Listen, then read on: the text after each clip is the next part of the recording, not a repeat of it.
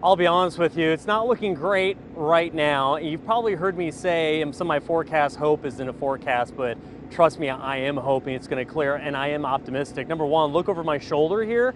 We have a deck of low clouds, but about 45 miles away near Mount Pleasant, Texas, that's about 2 counties into Texas, the low clouds have broken. So we have plenty of time for these clouds to clear out, so I am optimistic. Let's talk a little bit about the timeline here for totality. We're gonna use Idabel as a specific point because that's where I'm at.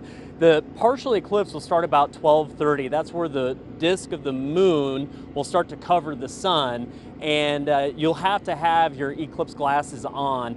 The totality, when you can take your glasses off, assuming a clear sky, only in Idabel is at 1:45. Totality lasts for about 4 minutes, and then it'll go back to being partial, and that partial eclipse will end about 3:07. When it comes to timeline for OKC, it's about the same time.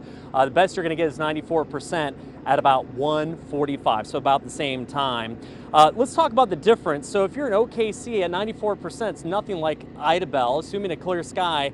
In OKC, you wouldn't get much dimming. It'd be very bright out. You have to wear your glasses, but you'll watch the disk of the moon cover up, and it kind of looks like almost like a crescent moon. It's kind of a crescent sun. But down here in Idabel, in totality, it will become dark. Even with an overcast sky, it'll become pitch black. The birds will start chirping, the temperatures will drop, the winds will lay down, the humidity will go up. Anything that is red or green will actually have a little different color because of the wavelength of sunlight.